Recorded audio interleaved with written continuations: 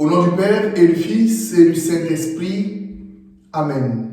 Je vous salue Marie, pleine de grâce. Le Seigneur est avec vous. Vous êtes bénie entre toutes les femmes, et Jésus, le fruit de vos entrailles, est béni.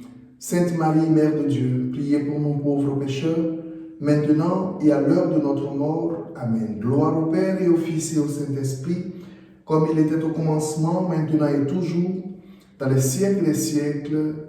Amen. Cœur sacré de Jésus, ayez pitié de nous. Cœur immaculé de Marie, priez pour nous. Nos saints anges gardiens, veillez sur nous.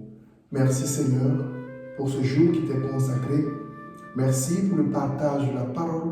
Merci pour la Sainte Eucharistie à laquelle nous avons participé, qu'elle soit source de multiplication des dons inestimables que tu as semés dans nos vies, dans nos cœurs, dans nos familles. Nous te le demandons, Jésus, toi qui règnes pour les siècles des siècles. Amen. Au nom du Père et du Fils et du Saint-Esprit. Amen. Bonjour frères et sœurs, chers amis abonnés. À vous tous, bonjour. Excellent dimanche dans le nom du Seigneur. L'Église célèbre aujourd'hui le 18e dimanche du temps ordinaire. Et nous méditons l'Évangile tiré de Saint Matthieu au chapitre 14, les versets 13 à 21, qui parle de la multiplication des pains. Chers frères et sœurs, il y a des hommes et des femmes qui ne veulent pas qu'on les réveille. Ils se sentent certainement bien dans leur profond sommeil où ils peuvent s'entendre se raconter leurs contes et merveilles. Non, ils ne veulent pas qu'on les réveille. Et Hérode fait partie de ces personnages qui a ordonné la mort de Jean-Baptiste parce qu'il ne voudrait pas sortir de son monde de merveilles. Jésus vient d'apprendre la triste nouvelle. Il décide de se rendre à l'écart avec ses disciples. Qu'est-ce qui pourrait bien se passer dans le cœur, dans l'esprit de Jésus en ce moment précis? Nous ne le savons pas. Serait-ce de la tristesse qu'il ressent ou même de la fatigue à cause de la mission? Ou Jésus ressent-il juste un besoin de se retirer à l'écart pour avoir un moment d'intimité avec Dieu son Père, un moment d'intimité avec ses disciples, afin de récupérer son énergie et poursuivre sa mission? Quoi qu'il en soit, Jésus part à l'écart avec ses disciples. Et les foules nombreuses, nous dit la parole de Dieu, se mettent à sa suite. Des foules se rassemblent et suivent Jésus. Il ne pouvait en être autrement parce que Jésus est l'amour de Dieu manifesté pour les hommes. Nous dit l'apôtre Paul dans la deuxième lecture de ce jour tirée de sa lettre aux Romains, chapitre 8, versets 35 à 39. Oui, rien ne peut nous séparer de l'amour de Dieu qui est manifesté en Jésus-Christ. Cet amour qui nous captive, cet amour qui nous attire, cet amour qui nous accroche. Les foules nombreuses se mettent à la suite de Jésus pour boire à la source de cet amour. Et c'est ici que se dessine le contexte de ce passage de Saint Matthieu que nous avons entendu dans l'évangile de ce jour. Jésus débarquant voit cette multitude de personnes, d'hommes et de femmes à sa suite. Il fut pris de compassion et se met à guérir leurs malades. Jésus ne s'apitoie pas sur son propre sort, sur sa tristesse, sa fatigue ou son désir d'être un peu à l'écart. Il se met à guérir leurs malades jusqu'à la tombée du soleil. Les disciples, qu'ils voient que le temps passe et les foules sont encore là, s'inquiètent. Mais Seigneur, il va falloir que tu renvoies les foules chez elles parce que nous sommes dans un endroit désert. Il n'y a pas de quoi à manger. La réponse de Jésus est directe.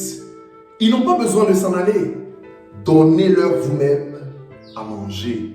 Chers amis, chers frères et sœurs, ici nous pouvons tirer la première leçon de cet évangile.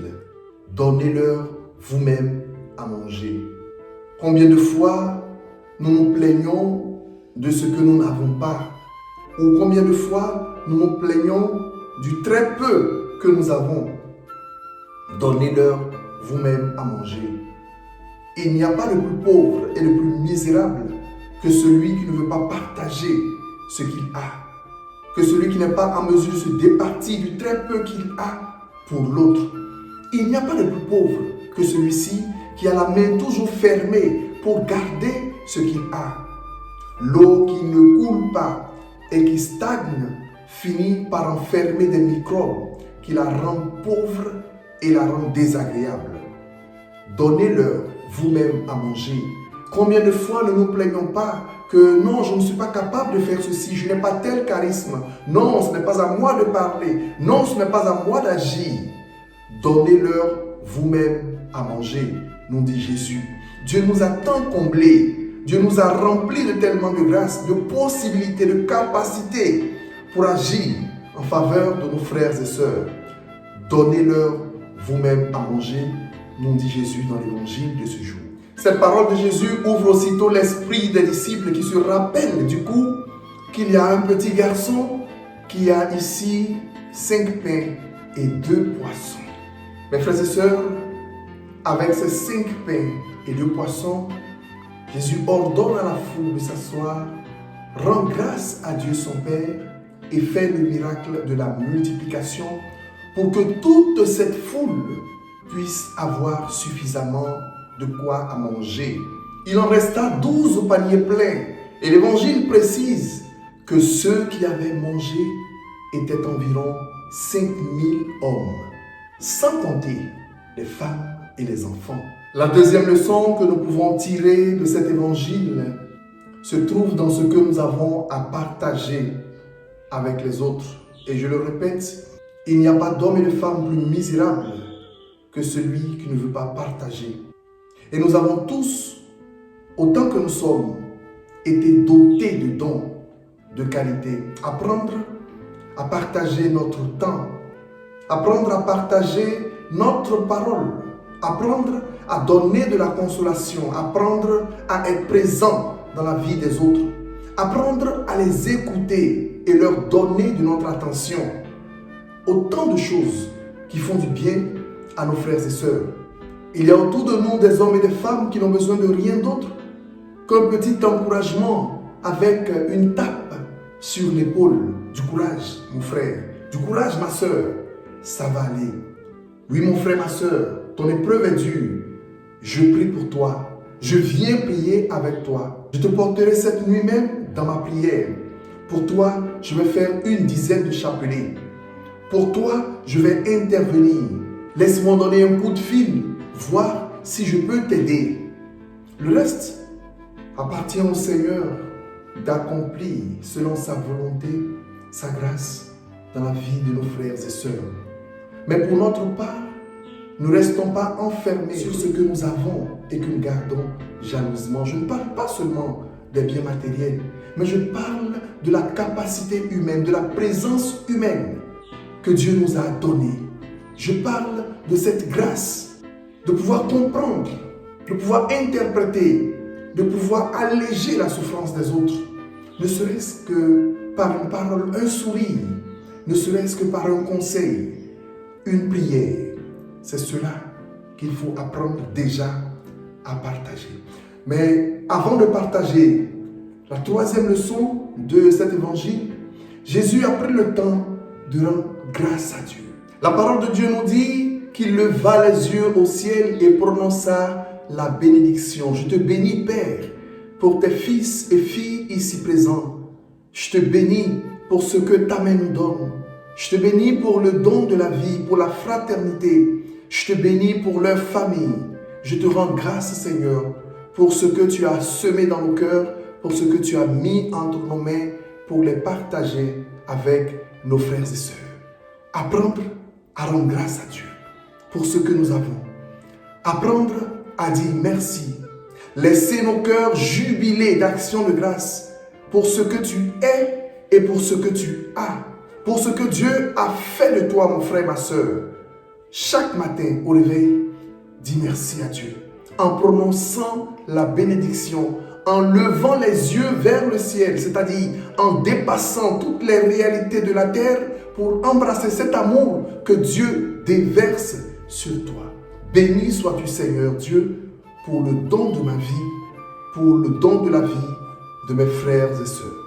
La quatrième leçon et la dernière que nous trouvons dans cet évangile se trouve dans un verbe que nous employons beaucoup, mais que nous commentons très peu. Ils mangèrent tous et furent rassasiés. Le verbe rassasier, c'est-à-dire être satisfait. Ils étaient satisfaits. Ils étaient heureux. Quelle peine de sortir d'une table avec encore un creux dans le ventre, ou de boire, mais d'avoir encore soif.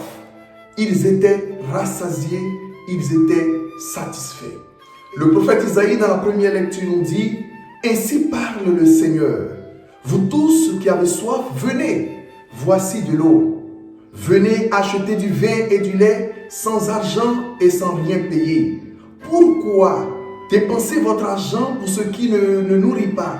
Pourquoi vous fatiguer pour ce qui ne rassasie pas? » Frères et sœurs, après la multiplication des pains, ils furent tous rassasiés. Parce que celui qui donne le vrai pain, c'est Jésus-Christ de Nazareth. C'est Jésus-Christ qui est en mesure de combler nos soifs de vie. C'est lui qui est en mesure de nous rassasier dans toutes nos demandes, dans tous nos besoins. C'est lui seul qui nous comble.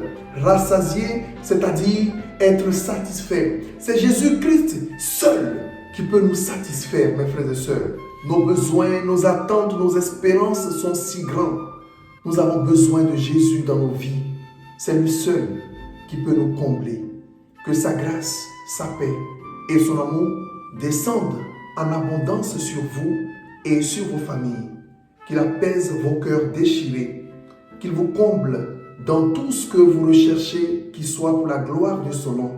Et que Dieu Tout-Puissant vous bénisse et vous garde, le Père, le Fils et le Saint-Esprit. Amen. Bon dimanche à toutes et à tous, dans le nom du Seigneur. Et à vendredi prochain dans Parole de Dieu au quotidien, par la grâce de Dieu. Au revoir.